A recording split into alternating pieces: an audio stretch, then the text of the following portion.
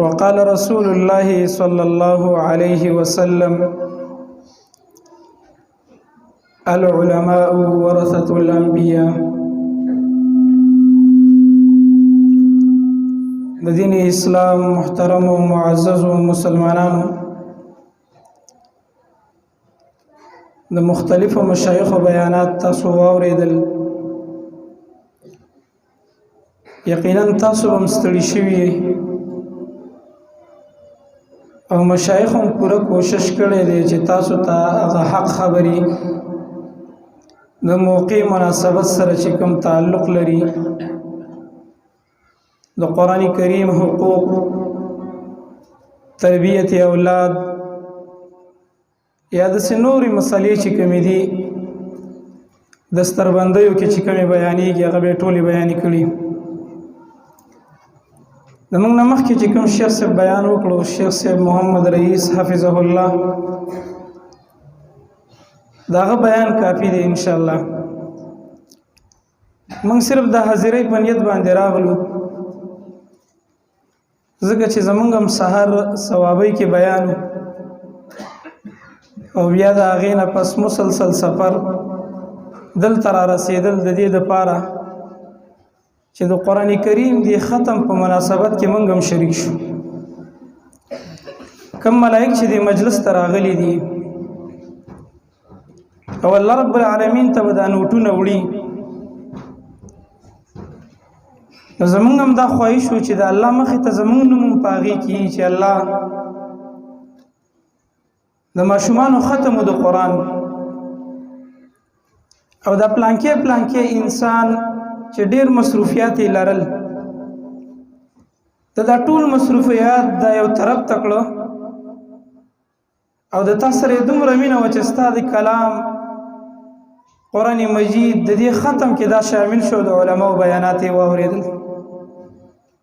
الله ګواه دی صرف په دې لحاظ سره او په دې خاطر راغلم. د الله نه سوال کوم چې الله دې زمونږ هم دا نیت خالص کړي او الله دې ستاسو هم دا نیت خالص کړي. یو څو خبرې به د فایدې لپاره ذکر کړو چې ما ته هم فایده راکړي او تاسو ته هم فایده درکړي. دلته ناست وم سوچ مې کوو په داسې موضوع خبره وشي چې زه ځان کې هم کمی محسوسوم او نورو ملګرو کې هم کمی محسوسوم. هغه خبره مې ذهن ته راغله چې په دې دور کې الله رب العالمین په موږ او تاسو ډېر رحم کړی دی. دا د الله احسان دی، دا د الله کرم دی په موږ او تاسو باندې چې په هر علاقه کې حق پرست علما الحمدلله غشته، ربانیین علما هغه موجود دی الحمدلله. داسې علما چې ما او تا ته قرآن او سنت بیانوي، داسې علما چې ما او تا ته خالص سلفي منهج بیانوي، داسې علما ما او تا ته صرف اور صرف د الله دین بیانوي. علما ډیر دي، قرآن کې الله د علماو مثالونه او د علماو اقسام ذکر کړي دي. بعضې علما خم دي او بعضې علما یې سو دي. ډیر زمونږ په دې معاشره کې هم شته چې د دین په نوم به تا ته دوکه درکوي، د دین په نوم باندې به تا ته ملاوټي شیز مخې تک دي. څنګه چې زمونږ په دې معاشره کې هر شی کې 1 نمبر او 2 نمبر راووته، زه به منبر دا خبره کوم چې په علماو کې 1 نمبر او 2 نمبر شته. معیار یې 2 شیزونه دي چې یو ته قرآن ویل کېږي، بل ته حدیث. کوم عالم چې تا ته قرآن بیانول، کوم عالم چې تا ته د رسول الله خواږه احادیث بیانول، بس دا تله د تعالی الله عقل درکړی دی. دا چغې مه وهه چې د چا ومنم، څنګه یې ومنم، څنګه یې وپېژنم، ټول علما دي. نه ته کښېنه، تعالی الله بصیرت درکړی دی، الله عقل درکړی دی. دا د استعمال دپاره دی، د دې دپاره نه دی چې ما او ته صرف په دنیاوي امورو کې استعمالو او په دینی امورو کې خاموش ناستی. نه، دا معیار دی. کوم عالم چې تا ته قرآن بیانوي، د رسول الله احادیث بیانوي، دا هغه په بیان کې دا خبرې ډېري چې الله فرمایي، دا هغه رسول فرمایي، دا 1 نمبر عالم دی او دا اوریجنل سړی دی او دا هغه ربانی عالم دی دا هغه عالم دی چې قرآن کې هم الله صفت کړی دی محمد رسول الله هم د فضایل بیان کړي دي خو که دا عالم د اسلام په نوم باندې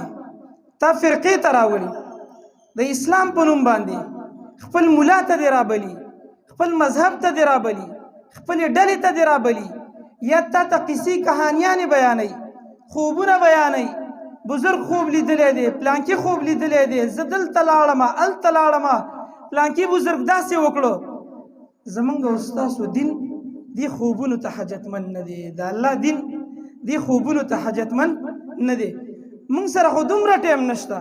چې دې عوامو ته هغه صفا قرآن مکمل بیان کو پاتې لا دا چې مونږ به خوبونه بیانو نو که داسې ملا م ولیده نو پوه شه چې دا 2 نمبر ملا دی دا د مولا په جامه کې اسې بناوټي مولا دی خو دا هغه مولا نه دی چې الله قرآن کې فضایل بیان کړي دي الله ورته د خپل خشیت والا ویلی دی الله یې د ملایکو او د ځان سره خپله ګواهي ذکر کړې ده دا هغه مولا نه دی دا هغه مولا دی چې الله قرآن کې کله د دې مثال د خر ذکر کوي او کله د سپي ذکر کوي نو د دې د وجې نه په دې 2 خبرو باندې ښه دقیق نظر واچوئ اصلي مولا جعلي مولا زما د موضوع مقصد او هغه خلاصه دا ده چې 2 قسمه علما دي خدا د الله رحم دی چې الله موږ ته حق پرست علما را کړي دي موږ داسې علماو ته کینو د هغه علماو په درسونو کې شاملیږو چې هغه موږ ته قرآن بیانوي احادیث بیانوي نو بیا په ما او تا باندې د دغه علماو قدر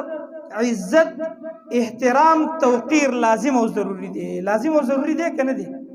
زما محترمو زموږ دعوه ډیره ده چې موږ د علماو قدر کوو خو قدر د علماو اله معلومیږي چې تا کې یو ګناه او هغه عالم په هغه ګناه باندې رد وکړي ستا رد عمل بیا صحیح د هغه مولا په باره کې ستا نظریه صحیح ستا د اثر صحیح د هغه په باره کې اله به تا ته د عالم قدر معلوم شي په دې دور کې که چېرته یو حق پرسته عالم راولګېږي او د معاشرې په لحاظ سره داسې یو ګناه چې هغه د دې معاشرې دپاره ناسوري د دې معاشرې د هلاکت سبب ګرځي هغه کس الله ورسره د هغه ګناه په بنا نور افراد هم تباه کوي نو دا عالم که په منبر د هغه ګناه نوم واخلي او رد یې وکړي نو زما او ستا قوم او معاشره دې حد ته رسېدلې ده چې دا بلا تنخوا مولا چې روپۍ ورته نه ورکوم پیسې ورته نه ورکوم روټۍ ورته نه ورکوم حتی چې په خپل کور کې اوسېږي په خپله خوله باندې لګی دی د خپل جومات نه لګی دی د هغه دا خبرې د موږ نه برداشت کېږي او په هغه پسې ورپسې شو غیبت یې شروع د دې نږدې ورځو کې مثال زه تاسو له درکړم بیا په دې خبره کوم تاسو به کتلي چې بعضې شعراو په دې شعرونو کې کله د جنت ګستاخي کوي کله د الله د ذات متعلق خبرې چیړي کله یو څه کوي کله بل څه کوي وزګار شوي دي دوی قمقلانو ته نور هېڅ هم په لاس نه ورځي هېڅ هم په لاس نه ورځي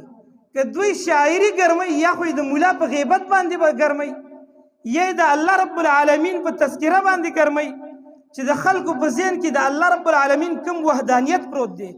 کوم عظمت پروت دی د الله دا نعمتونه دي دا د خلکو نه یری او په خپلو شاعرۍ کې د ناشکرۍ الفاظ ذکر کوي که یو عالم په دې ذکر وکړي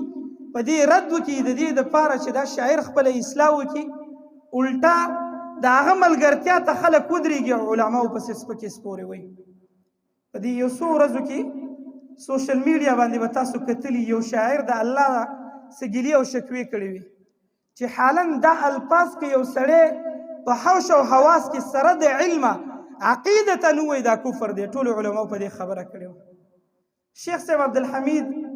حفظه الله تعالی په هغې رد وکړو په ځای د دې چې شاعر خپله اصلاح وکړي په ځای د دې چې موږ خپله اصلاح وکړو په ځای د دې چې دا شاعر خلک پوه کړي چې مولوي صاحب تا باندې رد وکړو دا مولوي صاحب ستا خیرخوا دی دا ستا د هدایت په طلب کې دی دا ستا د اصلاح په سوچ کې دی خلک راولګېدل مولوي صاحب پسې بدې ردې شیخ صاحب پسې ردې بدې او د دغه شاعر دفاع وکړي دا زما او ستا معاشره ده د علماو قدر دی دا مې یو مثال صرف به طور نمونه ذکر نو د دې د وجې نه موږ بیا وایو چې دا آفتونه په موږ رال دا مصیبتونه په موږ رال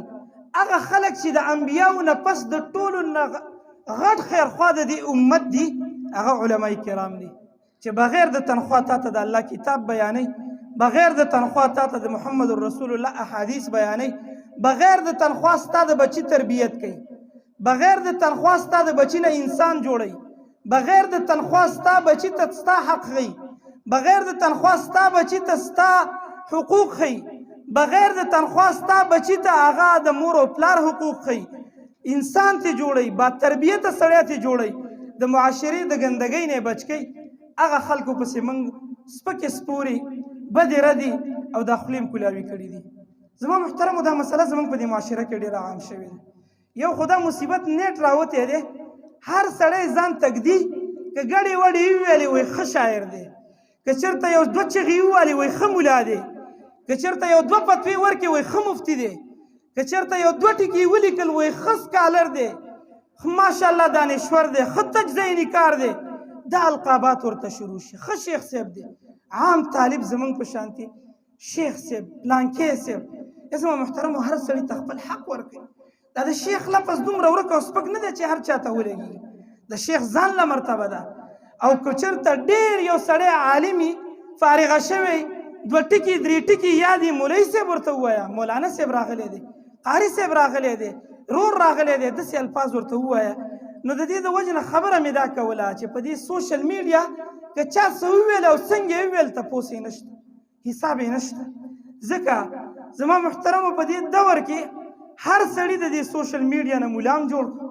هر سړي د دې سوشل میډیا په ذریعې سره شاعر هم جوړ شو. که د چا څه خوښه اسلام پسې ردې بدې وي، که ملا پسې ردې بدې وي. یو څو شاعران ما وکتل او په زړه کې مې ډېر درد پیدا شو. یو د مولوي صاحب پسې وایي خپلې مسلې کوه مولوي صاحب، ستا مومن کې کار نشته، داسې شاعري جوړه کړې ده.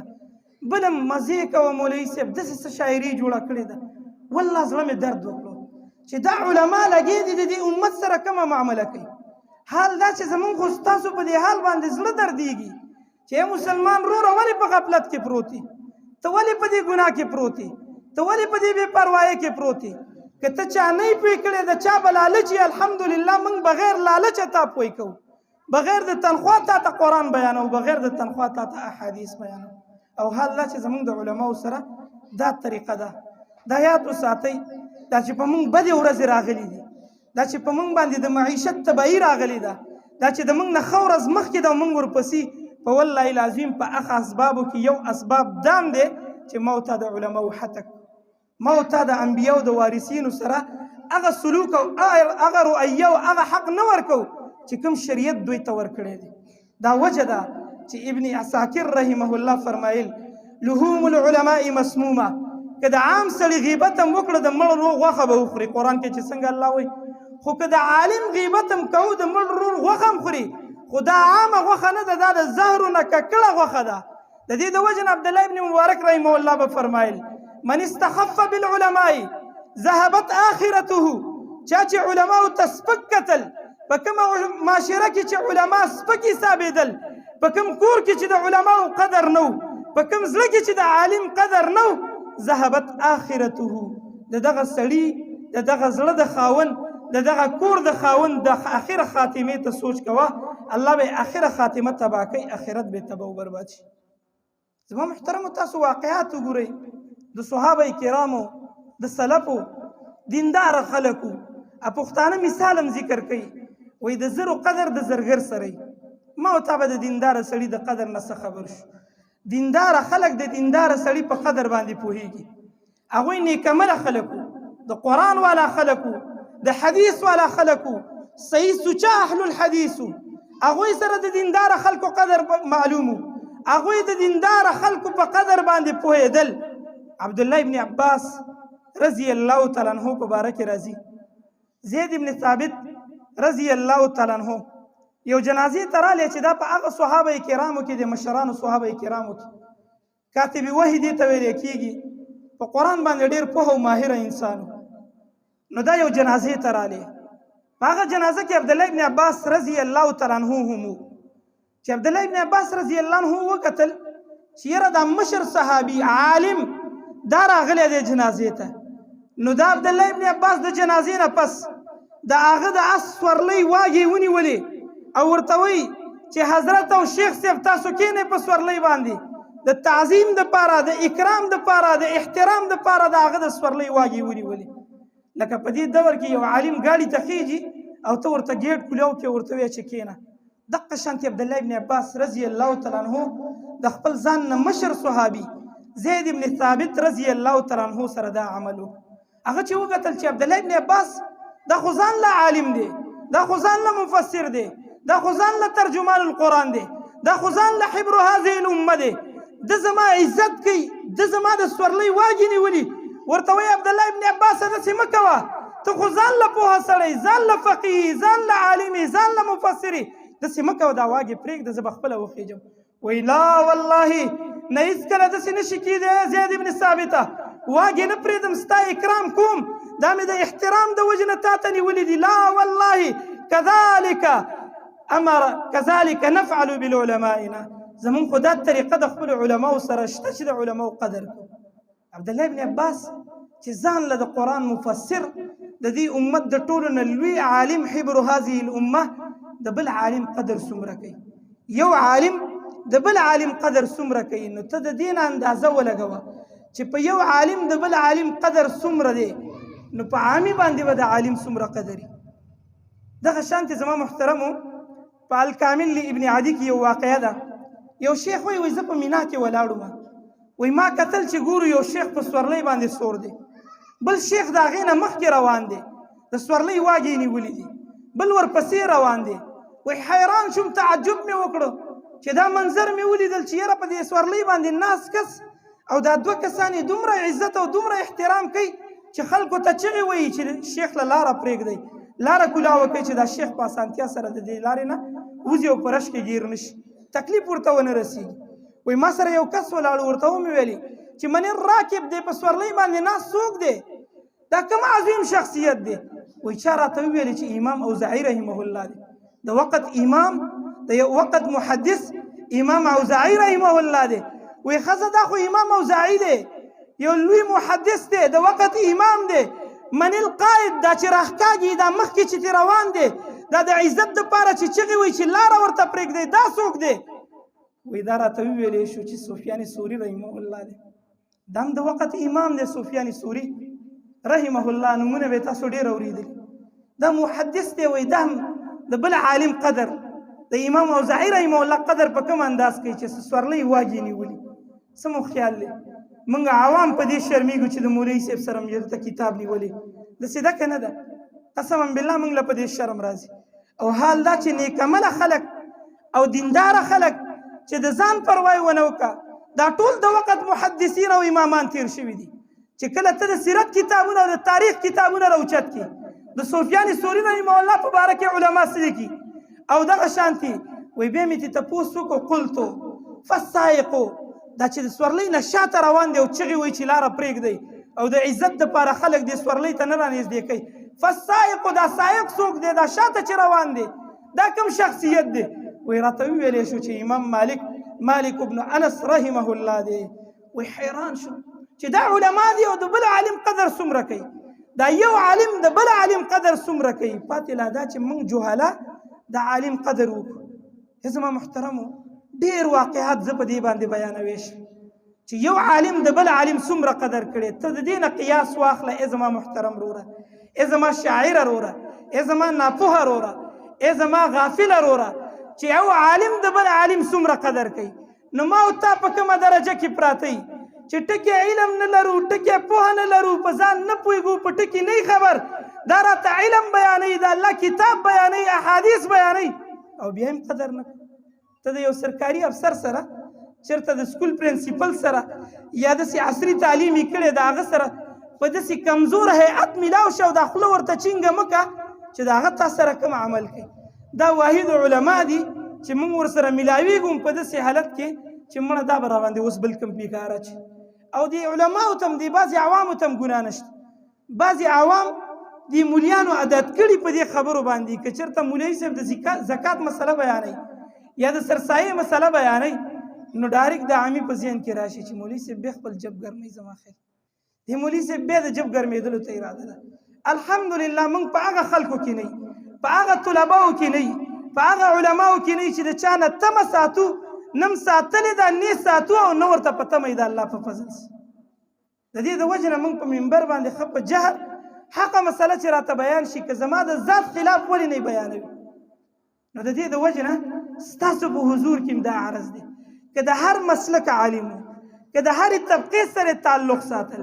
که د هرې پارټۍ سره تعلق ساتل د دې د وجې نه د علم د وجې نه قدر وکړه د دې د وجې نه قدر وکړه چې د سره لفظ د مفتي لګېدلی دی کم از کم ذاتیات ورسره مه چېړه کم از کم د هغه په عزت باندې وار مه کوه کم از کم هغه ته سپکې سپورې مه وایه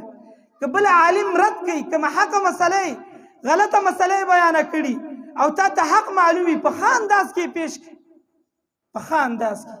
په سلفو کې هم ډېر داسې خلک تېر شوي دي چې کله ناکله په یو مسله کې خطا شوي دي بل عالم یا بل عامي ورته یو مسله بیانه کړې ده یا د هغې نه یو کمزوري طالب علم ورته مسله بیانه کړې خو په ښه طریقې باندې بیانه کړې ده بیا یې ډېر غټ اثر کړی زما او ستا په دې دعوت کې چې دا لږ ډېر کمی راغلی دی دا لږ ډېر رکاو دی دا مشران ښه محنت کوي خو زموږ د کشرانو د بېادبۍ د وجې نه د غلطو الفاظو د استعمالولو د وجې نه د بد اخلاقۍ د وجې نه د ګستاخۍ د وجې نه که هغه اسم نه کم از کم په خپل مسلک کې یو مفتي دی که هغه اسم نه کم از کم په خپل مسلک کې هغه ته یو درجه حاصله ده په ښه طریقه رد وکړه په ښه طریقه باندې زموږ بعضې علما حضرات دې په دې نه خفه کېږي قسما بالله اسلامي غرض بعضې علما که ردم کوي د رد نه مخکې ووایي جاهل انسان دا پلانکې انسان دا ډینګری انسان داسې غلط القابات ورته استعمال کړي څه مو خیال دی چې ستا د القابات واوري نو ستا دا مخکیني کومې خبرې چې د اصلاح تکې دا به په هغه اثر وکړي کله وحاشه کوي نو په ښه طریقه باندې وجادلهم بالتي هي احسن الله وایي که جنګ کې که جګړه کې که مجادله کې که مناظره کې بالتي هي احسن ډېرې لارې دي په ښه طریقه باندې وکړه دا خپل ښایسته مواد والله موږ سره اوریجنل اشیا دي موږ سره قیمتي پیور اشیا دي قرآن او حدیث یار دا دعوه د چا ده تا د بل مسلک والا سره دا دعوه لیدلې ده چې هغه دا دعوه کوي زه قرآن او حدیث بیانوم موږ سره پیور شیز دی خو طریقه غلطه ده انداز زمون غلط دی دا پیور شیز ته د خلکو مخې ته په ښه طریقه باندې کېده والله العظیم خلک دعوت ته تږي ناست زه تا سره هغه میسیجونه هم شریکوی شم ما سره په دې وټساپ باندې هغه میسیجونه هم شته چې ډېر زموږ مسلمانان په ښه طریقه ورته مسله بیان شوي په والله العظیم داسې ومني حیران شو ورته چې یاره دله الله دا ذهن په دې باندې څنګه کولاو خو چې موږ سوچ وکړو چې دې کې زموږ کمال نشته د الله دین خوږ دی پرکشش دی قرآن آیاتونو کې تاثیر دی په حدیثو کې تاثیر دی د الله د رسول خبرې خوږې دي که په ښه انداز باندې هغه بیان شي نو په دې خلکو اثر کوي د هغه وخت هغه سخت عرب چې د یو بل وینو ته تږي ناستو دې قرآن داسې کړه داسې د یو بل رونه وګرځو چې قرآن بیا د هغې مثال راوړو چې اشداء علی الکفار رحماء بینهم خپل منځ کې د یو بل نظارېدل او قربانېدل نو د دې د وجې نه موږ او تاسو ته هم پکار دي چې د علماء کرامو حقوق په هغې کې یو حق دا دی چې یاره د عالم قدر وشي توقیر وشي احترام وشي کوو به که نه د علماو قدر یو واقع راته بله رایاده شوه په دې نږدې وخت کې دا علما تېر شوي دي تقریبا 25 کاله مخکې خبره کوم شیخ ابن باز رحمه الله او دغه شانتې شیخ صالح العثیمین رحمه الله او شیخ البانی رحمه الله ټول داسې ناشنا علما دي د مصر یو عالم دی محمد حسان دا خبره ذکر کړې ده وایي یو کال زه حج ته لاړم وایي زما قسمت خو په دغه کال باندې په حج کې دا 3 ونه مشایخ یو ځای شو شیخ البانی رحمه الله او شیخ ابن باز رحمه الله او شیخ محمد بن صالح العثیمین رحمه الله وایي ډېر مې سعادت وګڼل وایي ورته ودرېدلم وایي ما وویل چې دوی به څه کوي د ماسپښین د مونځ وخت هم را روان دي دوی به دې مونځ کې څه کوي ورته ولاړم کتل مې چې د یو بل سره تعامل څه دی حال دا چې 3 واړه د علم غرونه دي شیخ البانی رحمه الله هغه شخصیت دی چې یو ځان له محدث دی که نن سبا زه حدیث بیانوم بل عالم حدیث بیانوي د شیخ البانی تحقیق ته محتاجه دی چې دې حدیث ته امام البانی رحمه الله څه ویلي دي صحیح ویلي دي که ضعیف ویلي دي دغه شانتې که زه فتوا کوم او چا فتوا راوړه فتوا ورکوم نو زه دې دواړو شیخینو ته ګورم چې یاره شیخ ابن باز رحمه الله سوی شیخ صالح العثیمین رحمه الله سوی دا دواړه د وخت محققین علما تیر شوي دي درې واړه د علم غرونه دي یو ځای شو اسې خپل منځ کې قدر وګورئ د علماو حیران بشي زمونږ د دې دور علما هم شته د یو بل قدر نه کوي د دې د وجې نه زما محترم د علماو ورونو ته سوال کوم چې د یو بل قدر د یو بل نه زارېدل د یو بل نه قربانېدل دا فضا به انشاءالله تعالی موږ قایمو او د الله نه سوال کوو چې الله زموږ په دې زړه کې واچوي او موږ له توفیق راکړي وایي د ماسپښین لمونځ وخت رالی وایي یو بل ته وایي چې مخکې شه بل ته وایي چې مخکې شه بل ته وایي چې مخکې شه وایي یو پکې وویلې چې زه د عمر نه کشر یم لهذا تاسو دواړه خپل منځ کې ګورئ وایي شیخ الباني رحمه الله او شیخ صالح العثیمین رحمه الله خپل منځ کې لاندې وت یو بل ته ویلې مخکې شئ او مخکې شئ یو ته ویلې ته زموږ امام یې بل ته ویلې ته زموږ نه عمر کې مشر او علم کې مشر و اخر دا چې فیصله په شیخ الباني رحمه الله وشوه او دا دواړه د علم غرونه ورته سوی وایي شیخ مخکې شه موږ ته جمع راکه خو داسې جمع راکه چې کومه جمع تا د الله د رسول په احادیثو کې کتلې ده څنګه چې د الله رسول مونځ کوو موږ ته د الله د رسول مونځ راوښایه دواړه علما دي د علم غرونه دي خو بل عالم ته سوی توقیرا و احتراما وایي موږ ته داسې جمع راکه حالانکې دوی ته څه مونځ نه معلوم دوی خو ځان له کتابونه لیکلي دي د مونځ په مسایلو باندې خو بیا هم شیخ الباني توقیر او احترام کوي وایي داسې جمع راکه چې د الله رسول ویم داسې درکم څنګه چې په احادیثو کې د دومره اوږده وایي ورته ویل یم دومره اوږده شیخ الباني رحمه الله مخکې شو او دې دواړه شیخینو ته یې جمع ورکړه تاسو څه خیال دی چې د علماو خپل منځ کې څومره قدر نو د هغه ځي د عوامو به د علماو قدر څومره کوو د هغه وخت عامینو مقتدیانو به او دغه شانتي عامو خلکو به جهلاو به د علماو څومره قدر کوو راځئ چې ما ته هم په دې زړه کې د علماو قدر واچو د علماو احترام په دې زړه کې واچو او علماو سره مینه محبت پیدا کړو د الله رب العالمین نه سوال کوو چې الله رب العالمین دې موږ ته توفیق راکړي چې موږ د خپل علماو قدر احترام عزت وکړو اقول قولي هذا واستغفر الله لي ولكم ولسائر المسلمين فاستغفروه انه هو الغفور الرحيم جزاكم الله خير